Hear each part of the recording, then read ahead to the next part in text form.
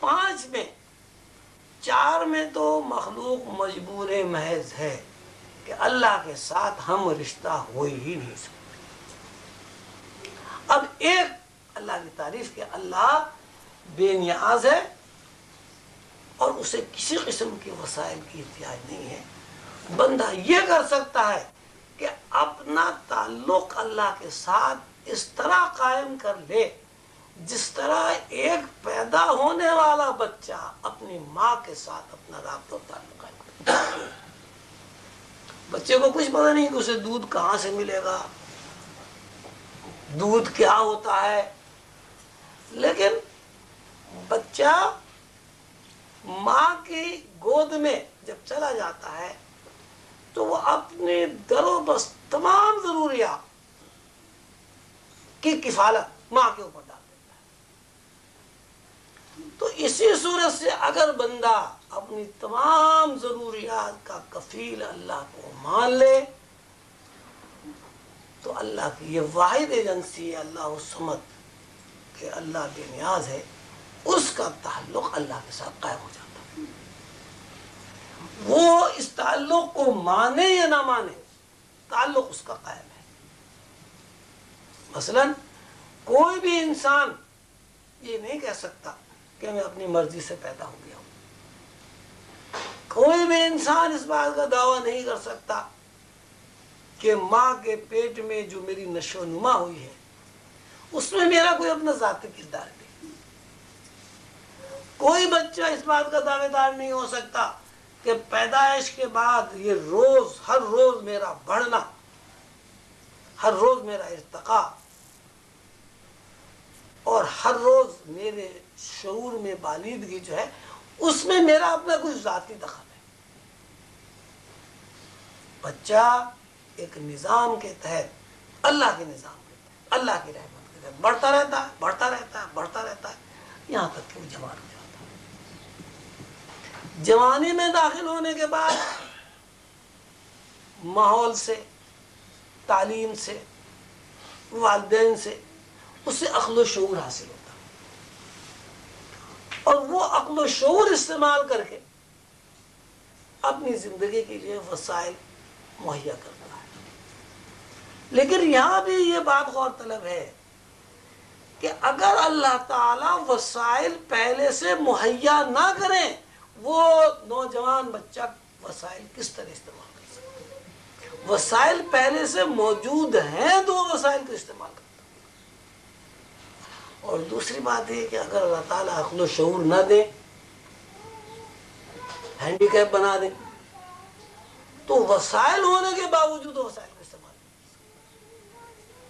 تو یہاں بھی یہ بات پوری طرح روشن ہے کہ انسان جو ہے وہ در و بست ہر معاملے میں اللہ کا محتاج ہے اور اللہ ہی اس کی تمام ضروریات کا کفیل ہے۔ تو اس صورت مبارکہ میں اللہ تعالیٰ نے یہ فرمایا ہے کہ مخلوق میری ذاتی صفات، 5 صفات میں سے 4 صفات میں تو کسی بھی طرح مجھ سے ہم رشتہ ہو ہی نہیں سکتے، لیکن میری ایک صفت ایسی ہے کہ میں وسائل پیدا کرتا ہوں لیکن وسائل کا محتاج نہیں۔ چونکہ میں وسائل پیدا کرتا ہوں اور مخلوق کے لیے وسائل پیدا کرتا ہوں، اس لیے مخلوق میری اس بے احتیاج ہونے کی صفت سے فائدہ اٹھاتے ہوئے دنیا سے بے احتیاج ہو کر اللہ کے ساتھ احتیاج قائم کر سکتا ہے۔ اور جب ایسا ہو جاتا ہے تو پھر اللہ کا اور بندے کا رشتہ قائم ہو جاتا ہے۔ اللہ تعالیٰ سب جانتے ہیں قادر مطلق ہے، خود ہی اللہ تعالیٰ فرمایا رب العالمین ہے، سب کو اللہ تعالیٰ روزی دیتا ہے۔ یہ ہم جو روزی کماتے ہیں، محنت مزدوری کرتے ہیں، محنت مزدوری بھی جب ہی کرتے ہیں جب محنت مزدوری کا صلہ پہلے سے موجود ہوتا ہے۔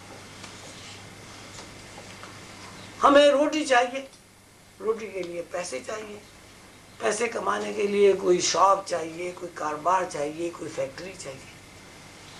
فیکٹری چلانے کے لیے عقل چاہیے، محنت چاہیے. یہ تمام عقل، محنت، فیکٹری، دکانیں وغیرہ وغیرہ، یہ سب اسی وقت کارآمد ہے جب پہلے سے وسائل موجود.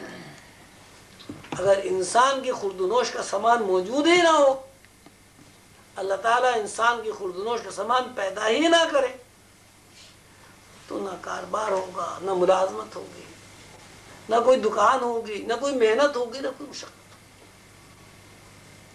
تو اس سورہ مبارک میں اللہ تعالیٰ نے مخلوق کو بتایا ہے کہ مخلوق میرے ساتھ رشتہ قائم کرنے کے لیے، مجھ سے قریب ہونے کے لیے ایک کام کر سکتے کہ وہ میرے پھیلائے ہوئے وسائل کو زندگی کا مقصد نہ بنائے. زندگی کا مقصد میری ذات کو بنا. جب اللہ کی ذات مقصد بن جائے گی تو وسائل آٹومیٹک آپ کے تابع. اس لیے کہ تجربہ یہ ہے کہ جب تک آپ کے اندر عقل و شعور نہیں ہوتا، جب تک آپ کی اپنی انفرادیت یا اپنی ذات کا جو تمثل ہے، یہ اپنی ذات کا کیا کہنا چاہیے کردار ہے، وہ متعین نہیں ہوتا، اس وقت اللہ تعالیٰ آپ کو اس سے اچھی روزی فراہم کرتا ہے جب آپ کی ذات کا کردار متعین ہو جاتا. جیسے میں نے عرض کیا نا، دیکھیے بچہ پیدا ہوا، اللہ تعالیٰ نے ماں کے دل میں محبت ڈال دی، باپ کے دل میں محبت ڈال دی. اب بچے کی ساری ضروریات کی کفالت ماں باپ کر رہے ہیں، لیکن اگر اللہ تعالیٰ ماں باپ کے دل میں محبت نہ ڈالے تو بچے کی پرورش نہیں ہو سکتی. اللہ تعالیٰ ماں باپ کے دل میں محبت بھی ڈال دے اور ماں کے سینوں کو دودھ سے نہ بھر دے تب بھی پرورش نہیں ہو سکتی. باپ کہیں گے صاحب آج کل تو ڈبوں پہ پرورش ہو جاتی ہے. وہاں بھی یہ صورت ہے کہ اگر اللہ تعالیٰ بھیڑ بکریوں میں، گایوں میں دودھ پیدا نہ کریں تو دودھ کا ڈبہ بھی نہیں مل سکتا. تو آپ کی پرورش اللہ تعالیٰ نے اس طرح کی کہ اس نے آپ کی زندگی کو پروان چڑھانے کے لیے والدین کو آپ کا وسیلہ بنا دیا اور والدین کے دل میں محبت ڈال دی.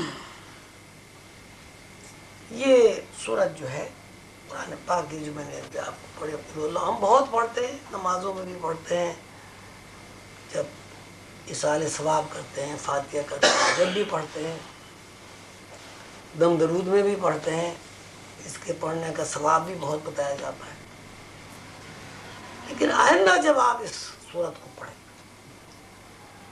تو یہ ضرور ذہن میں رکھیں کہ اللہ تعالیٰ نے اس سورت میں اپنی ذات کا تعارف کرایا ہے اور یہ بتایا ہے کہ اللہ تعالیٰ کی ذات سے رشتہ استوار کرنے کے لیے، رشتہ مضبوط کرنے کے لیے، رشتہ مستحکم کرنے کے لیے